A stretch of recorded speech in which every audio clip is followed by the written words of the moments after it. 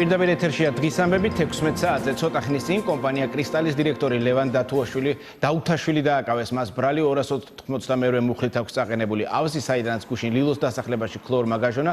გაერთიანებული წყალმომარაგების კომპანიის კონტრაქტორ ფირმა კრისტალს ეკუთვნის.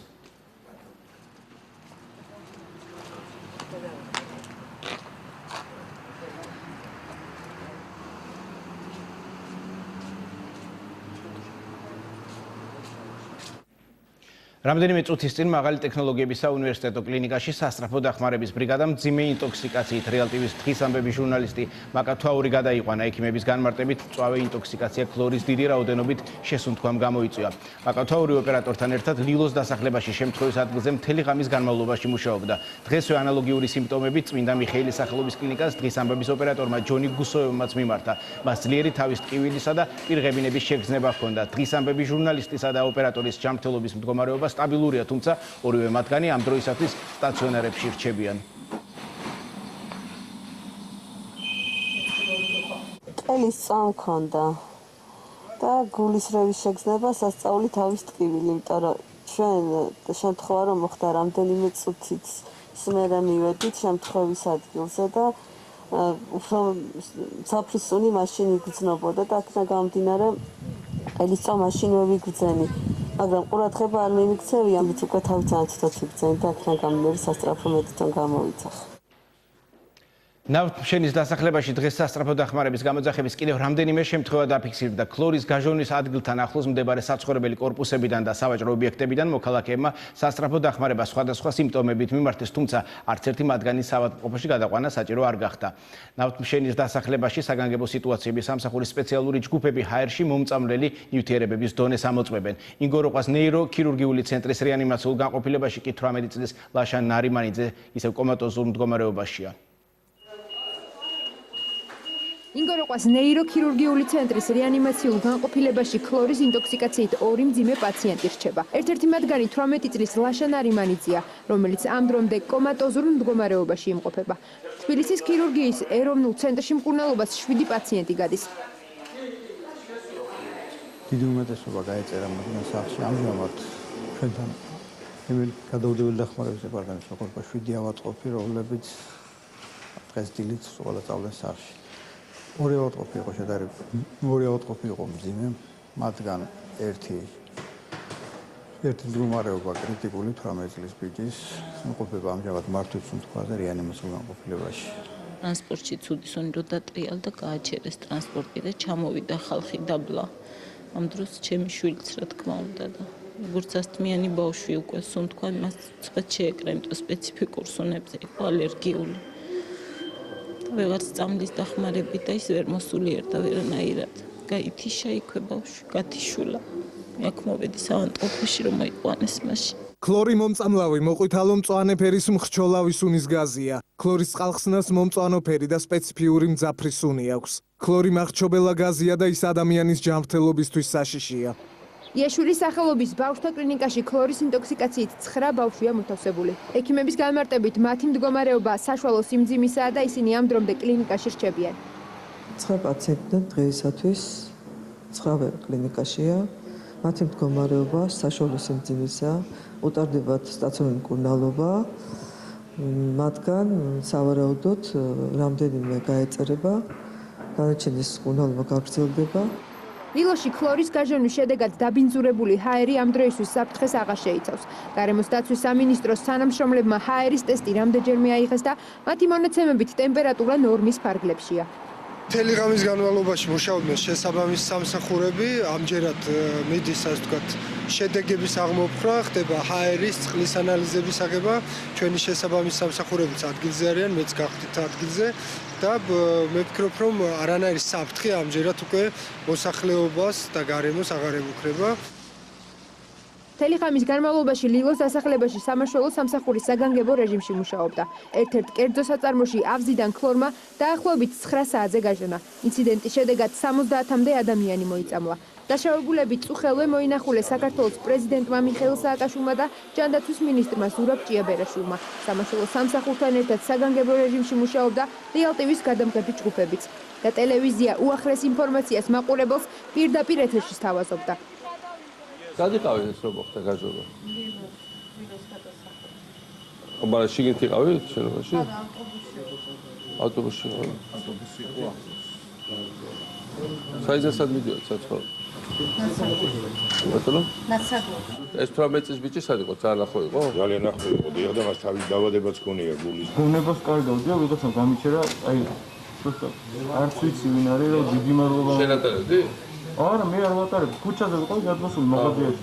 გავაჩერებინეთ რა და ქუჩაზე 107-ის წინააღმდეგ დღევანდელ რიგარეშეს ხდომაზე საქართველოს პარლამენტმა მთავრობის შემადგენლობას და სამთავრობო პროგრამას მეტი სარგებელი ხალხს ნდობა გამოუცხადა.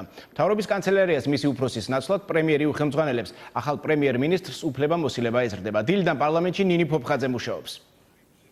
102-7-ის წინააღმდეგ სწორედ ასეთი გახლავთ კენჭისყრის შედეგები, რომლის მიხედვითაც უკვე დამტკიცებულია მთავრობის ახალი 4 წლიანი სამოქმედო გეგმა, უფრო მეტი სარგებელი ხალხს და ასევე ministra კაბინეტის ახალი შემადგენლობა. უკვე გაკეთდა პირველი კომენტარი, მას შემდეგ რაც უკვე პარლამენტმა ნდობა გამოუცხადა პრემიერ-მინისტრს და პრემიერ-მინისტრმა ივანე მერაბიშვილმა გააკეთა განცხადება ჟურნალისტებთან, რომ იგი უკვე სწორედ დღეიდან იწყებს შესრულებას ყველა იმ დანაკლისებისა, რომელიც მან საპარლამენტო ტრიბუნიდან გააკეთა. ჩვენ ასევე ვესაუბრეთ ახლად დანიშნულ მინისტრებს, როგორც ისინი აცხადებენ, ძალღონეს არ დაიშურებენ იმისათვის, რომ საკუთარ თავზე აიღონ ყველა ის პასუხისმგებლობა, რომელიც მათ აიღეს ქვეყნისა და ხალხის წინაშე.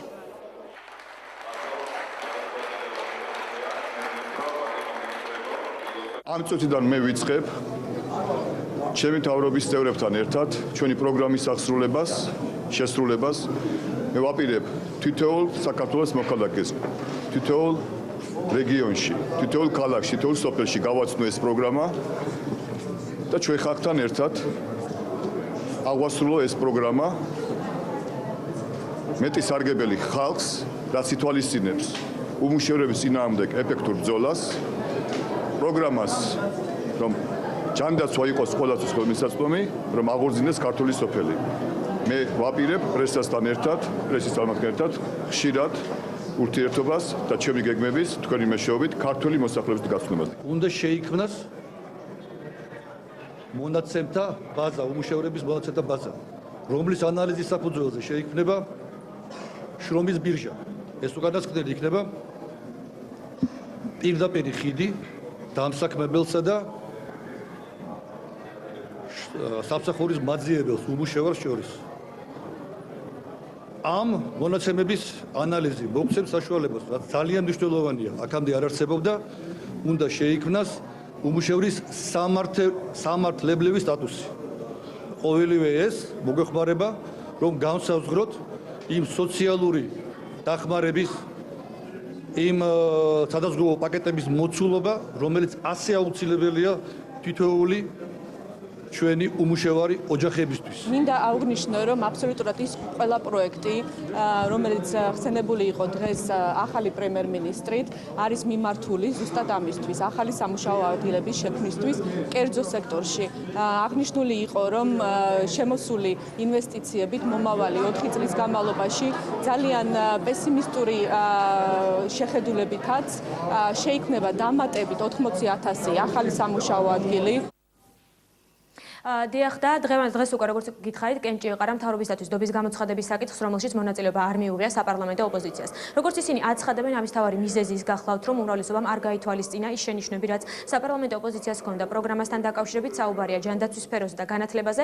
როგორც ქრისტიან-დემოკრატები აცხადებენ, თითოეულ აბიტურიენტს უნდა ჰქონდეს 50%-იანი გრანტი და გარდა ამისა, ასევე სადაზღვევო პაკეტში უნდა შემოვიდეს ახალი სერვისები, ხოლო ფრაქცია ერთობა სამართლიანობის წევრები კი აცხადებენ, რომ ამ პროგრამაში არაფერია ნათქვამი მცირე და საშუალო ბიზნესის განვითარებაზე, ასევე იმაზე, რომ ყველას უნდა ჰქონდეს შესაძლებლობა ისარგებლოს IAP კრედიტით. სწორედ ამიტომ დღევანდელი დებატები პარლამენტში საკმაოდ მწვავე აღმოჩნდა და ის უმრავლესობისა და უმცირესობის მხრიდან ურთიერთბრალდებების ფონზე გაიმართა.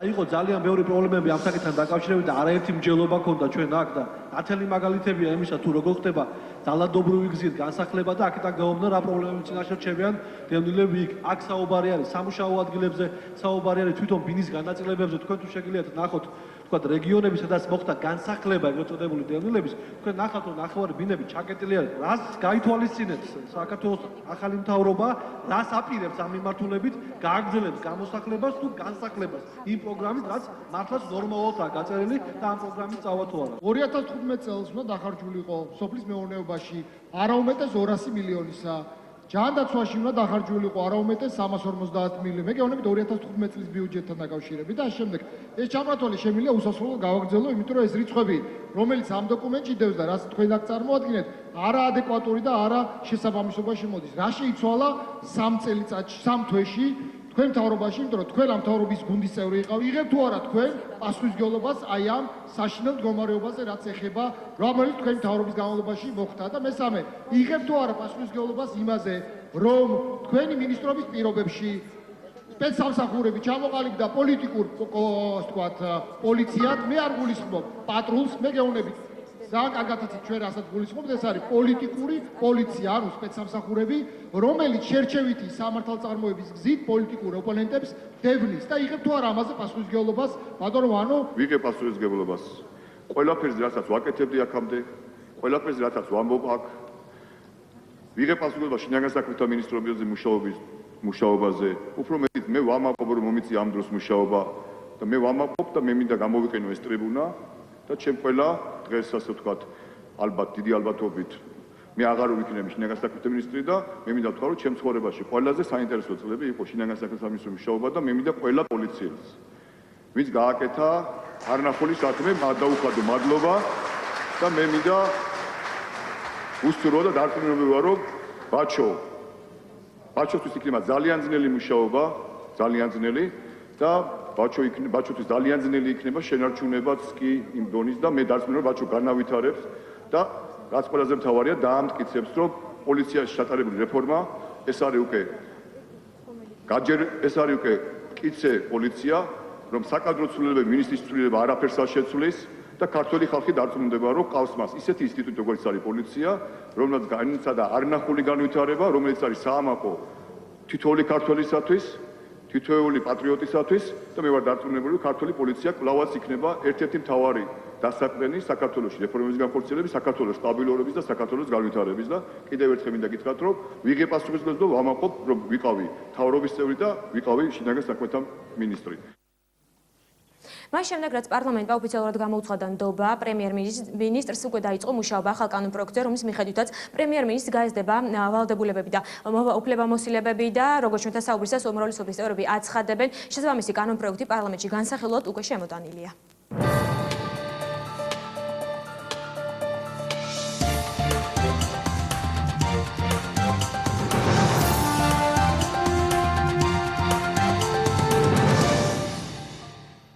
სოფელ კურდღელაურში მისულ რეალ ტივის ჟურნალისტებს მეცხრე არხის გადამღებმა ჯგუფმა მუშაობის საშუალება არ მისცა. ხევი, რომელიც სოფელში გადის, პერიოდულად ბინძურდება. მოსახლეობა კი მის დასუფთავებას ითხოვს. ადგილზე რეალ ტივის გადამღებ ჯგუფთან ერთად ქართული ოცნების ტელევიზიაც იმყოფებოდა. კოლეგიალობის და ყოველგვარი ეთიკური ნორმების დარღვევით მათი მთავარი ობიექტი მხოლოდ ჩვენი გადამღები ჯგუფი გახდა.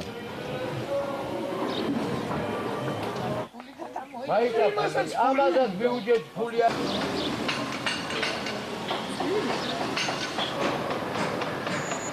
ამ ხევზე მიმდინარეობს მუშაობა.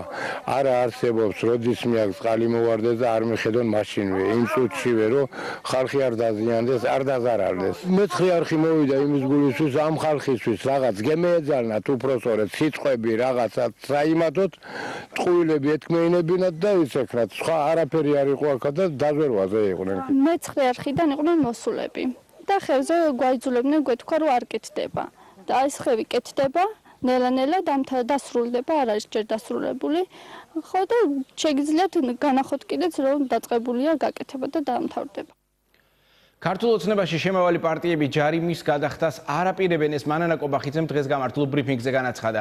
მისი თქმით, ჯარიმა უკანონოა, ამასთან პარტიებს ანგარიშზე საკმარისი თანხა არ აქვთ. მიუხედავად იმისა, რომ ქონება დაყადაღდება, ქართული ოცნება მუშაობას ჩვეულ რეჟიმში განაგრძობს. რადგანაც მიგვაჩნია, რომ ეს გადაწყვეტილება იყო აბსოლუტურად უსამართლო და უკანონო, ჩვენ ცხადია არ ვასრულებთ მას და გარდა ამისა არის მეორე მიზეზით ის, რომ პარტიას ანგარიშზე ნამდვილად არ გააჩნია არათუ ეს თანხა, არამედ ბევრად ნაკლებია ჩვენი დღეს არსებული რეალური თანხა, რომელიც შესაძლებელია არსებობდეს პარტიის ანგარიშზე და ასევე ნებისმიერი პარტია ვერ გაწყვეტება ამ თანხას და ვერ გადაიხდის, ანუ ვერც ვიხდით და არც ვიხდით. ლეიბორისტულმა პარტიამ ქვეყანაში არსებული საკრედიტო სისტემა და სესხებზე მაღალი პროცენტები გააპროტესტა. იოსებ შატყერაშვილი იმ ბონუსების და პრემიების მიმღებთა დასახელებას ითხოვს, რომლებსაც დიდი რაოდენობით თანხებს სწორედ ოპერაციების შესრულებაში უხდიან. შრომელთა პარტიაში აცხადებენ, რომ საქართველო იმ ქვეყნებს შორის არის, სადაც ბანკების მიერ შეთავაზებულ სესხებზე პროცენტული გადასახადი არარეალურად მაღალია. ამის გამო კი მოსახლეობის გარკვეული ნაწილი შესაძლოა საცხოვრებლის გარეშეც დარჩეს.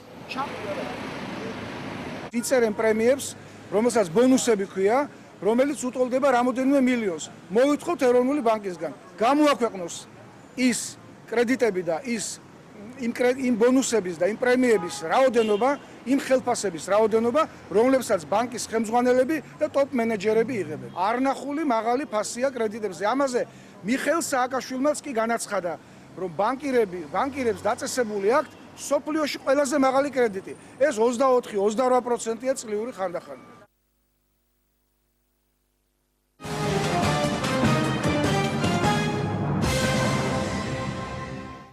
თბილისის მერიის ინიციატივით დედაქალაქში ახალი პროექტის განხორციელება დაიწყო. დღეიდან თბილისელებს შესაძლებლობა აქვთ ქალაქის განვითარებაში საკუთარი წვლილი შეიტანონ. ამისათვის კი საჭიროა დაინტერესებული პირი დარეგისტრირდეს ახალ ვებგვერდზე ჩემი თბილისი და აფიქსიროს საკუთარი ვერსია, მოიპოვოს თბილისელების მხარდაჭერა და განახორციელოს სასურველი პროექტიც.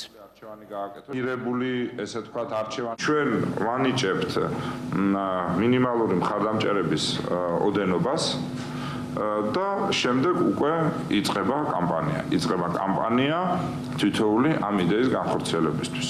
ანუ აქაც ჩვენ მაქსიმალურად შევეცადეთ, რომ ესე ვთქვათ, გაყალბება თავიდან აცილებული ყოფილიყო, რომ პრაქტიკულად ეს არის კამპანია, რომელიც მე მგონია, ბევრად უფრო საგნობრივია, ბევრად უფრო საინტერესოა ხშირ შემთხვევაში, ვიდრე პოლიტიკოსების თუნდაც წინასაარჩევნო კამპანია ხომ. თბილისის მერია განიხილავს და დააფინანსებს ყველა წარმატებულ პეტიციას, ყველა წარმატებულ იდეას, რომელიც დარეგისტრირებული იქნება ჩვენ საიტზე და რომლის ავტორიც მოიპოვებს საჭირო ხმების რაოდენობას თავის მხარდამჭერებს შორის, ჩვენს თანამოქალაქეებს შორის. ეს არის საიტი, რომელიც მხოლოდ კარგი იდეებზე არის ორიენტირებული. რა თქმა უნდა, კარგი იდეა ძალიან კარგია, მაგრამ იმისთვის, რომ წარმატებული იყოს პეტიცია, ამისთვის საჭირო არის მხარდამჭერების მოპოვება. ევროკავშირის განვითარების და თანამშრომლობის დირექტორატის ჯილდო საქართველოს ევროკავშირის სამეზობლო პოლიტიკის რეგიონში ჯანდაცვის ხელშეწყობის პროექტის საუკეთესო საინფორმაციო კამპანიის წარმოებისათვის საქართველოს 37 ქვეყნიდან პირველი ადგილი დაიკავა. საინფორმაციო კამპანია პირველი ლედის პატრონაჟით მის მიერვე ინიცირებული ცხოვრების ჯანსაღი წესის ინიციატივის ფარგლებში მიმდინარეობდა და სამ ძირითად მიმართულებას მოიცავდა.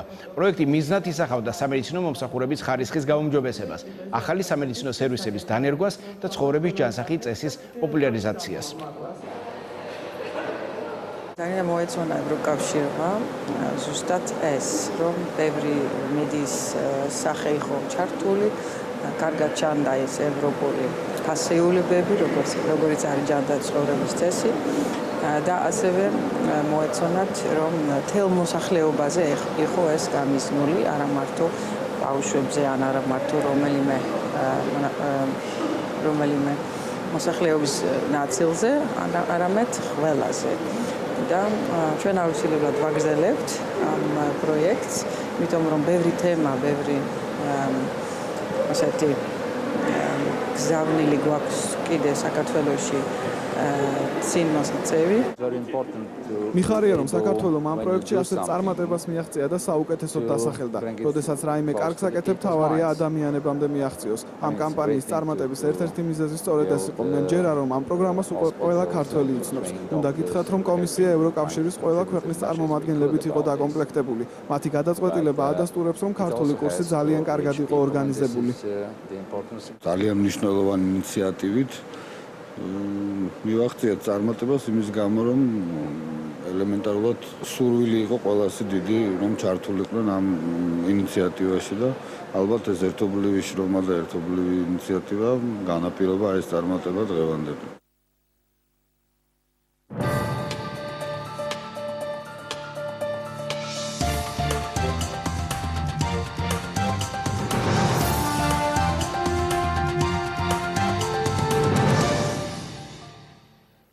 გენერალ რომან დუმბაძის მკვლელობაში ეჭვიტანილი პირები რუსმა სამართალდამცველებმა დაკითხეს. რუსული საინფორმაციო საშუალებები კი დაკავებულთა ნაწილის ვინაობას ახმაურებენ. ინტერნეტ პორტალის Live News-ის ცნობით, ერთ-ერთი დაკავებული 26 წლის მიხეილ ტონია. ტონიას ახლობელთა მტკიცებით, ის საქმეში მისი მეგობრის თორნიკე კვირიკაშვილის გამო შემთხვევით გაეხვა. ოჯახის წევრთა განცხადებით, ტონიებმა კვირიკაშვილი 1 წლის წინ შეიფარეს. კვირიკაშვილს პოლიცია ამ დრომდე ეძებს.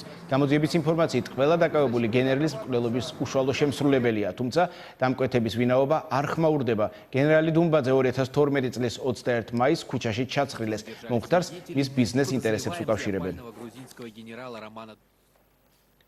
ბრიტანელი მეცნიერების აღმოჩენა დღეს ოფიციალურად დადასტურდა. მეცნიერები სენსაციურ დასკვნებს ავრცელებენ. მათ მიერ აღმოჩენილია მატერიის ახალი უმცირესი ნაწილაკი, რომლისგანაც მთელი სამყარო შედგება. სიახლის პრეზენტაცია დღეს ლონდონში მოეწყო. ნაწილაკი სამყაროს ყველაზე პატარა მატერიაა და მან შესაძლოა მსოფლიოში აქამდე არსებული შეხედულებები დიდწილად შეცვალოს. კვლევები შვეიცარიაში ცერნის ლაბორატორიაში ჩატარდა. ახალ ნაწილაკს სახელად ჰუგ ბოსონი დაარქვეს. უკრაინაში მიმდინარე მოვლენებთან დაკავშირებით თანამდებობა დატოვა რადას სპიკერმა ვლადიმერ ლიტვინმა გადადგომის შესახებ განცხადება რადას ხდომაზე გააკეთა. კიევში ვითარება სულ უფრო იძაბება. რუსული ენის სტატუსთან დაკავშირებით პარლამენტში მიმდინარე განხილვებს საკანონმდებლო ორგანოსთან მასშტაბური საპროტესტო აქციები მოყვა. დემონსტრანტების სპეცრაზმა ცრემლდენი გაზით დაშალა. დაშავდა რამდენიმე ადამიანი, მათ შორის პოლიციელებიც. დღესვე სპეციალური განცხადება გააკეთა უკრაინის პრეზიდენტმაც. ვიქტორ იანუკოვიჩმა უკრაინაში შექმნილი კრიზისის გამო ქვეყანაში ვადამდელი საპარლამენტო არჩევნების ჩატარება არ გამორიცხა. თურქეთში წყალდიდობას 10 ადამიანი ემსხვერპლა. ძლიერმა წვიმებმა თურქეთის ჩრდილოეთით მდებარე ქალაქ სამსუნში მდინარის კალაპოტიდან გადმოსვლა გამოიწვია. გარდაცვლილთა შორის 3 მცირეწლოვანი ბავშვია. ბრიტანელი მაშველები სამეფო საჰაერო ძალების 2 მფრინავს ეძებენ, რომელთა ვერტფრენი ტორნადოს დროს ჩამოვარდა. ეკიპაჟის 2 წევრის კვალს პოლიციამ ამ დრომდე ვერ მიაგნო. შემთხვევა შოტლანდიის სანაპიროსთან მოხდა. სამძებრო სამუშაოებში 10-ობით ადამიანია ჩართული. სამაშველო სამუშაოებში კი სპეციალური ტექნიკაც ჩაერთო.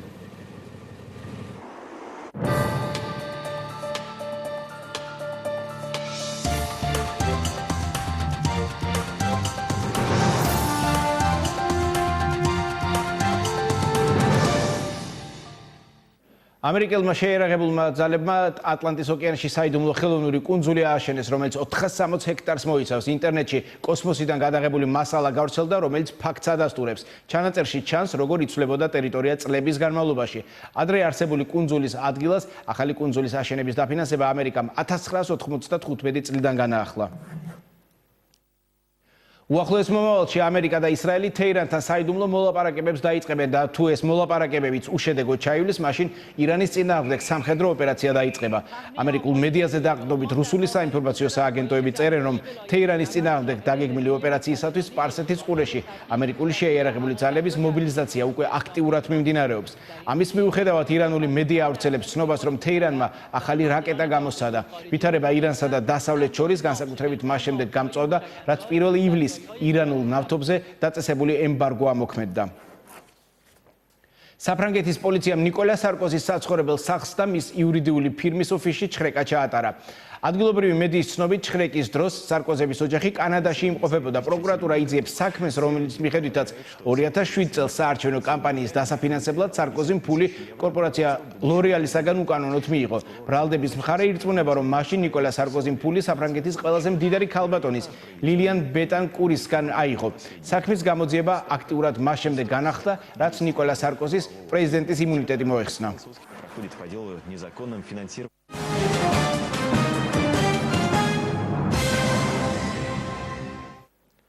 ავსტრალიელი პოლიტიკოსების ხმაურიანი ინციდენტი ტელეკომპანია ABC-ს ეთერში.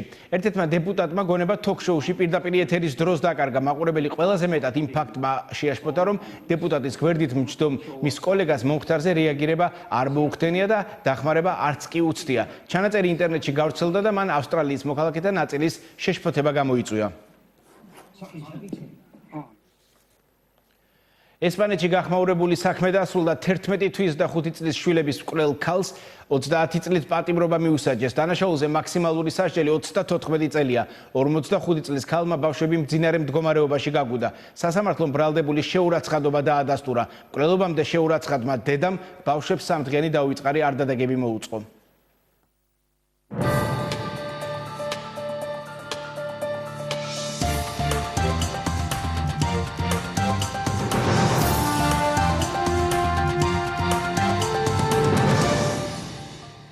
ოლიმპიურ კომიტეტში ოლიმპიური სიმბოლო სტენდს დღეს კიდევ 4 ხელმოწერა შეემატა. ამ დროისათვის ლონდონის ოლიმპიურ თამაშებზე 35 ქართველი მიემგზავრება სტენდზე. დღესვე ხელმოწერა ასევე ოლიმპიური კომიტეტის პრეზიდენტმაც გააკეთა. ჩვენ 35 სპორტსმენი მიყვავს დღევანდელი მდგომარეობით ლონდონში.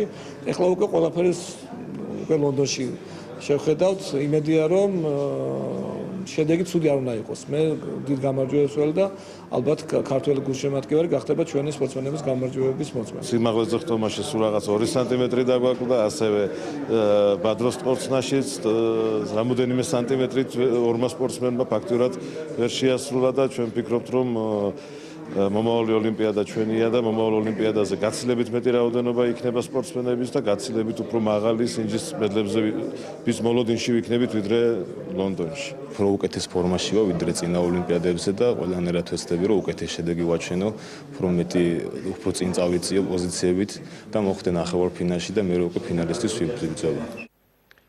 ხიდიდან ხტომის რეკორდი ტვერში დამყარდა. ქალაქში გამართული ფესტივალის დროს 125 ადამიანი ხიდიდან ერთდროულად გადახტა. მათ შორის რუსეთის და ყოფილი საბჭოთა რესპუბლიკების მოქალაქეები იყვნენ. მონაწილეებმა გასული წლის რეკორდი გაუმჯობესეს, რომლის დროსაც ხიდიდან თოკით ერთდროულად 100 ადამიანი გადახტა.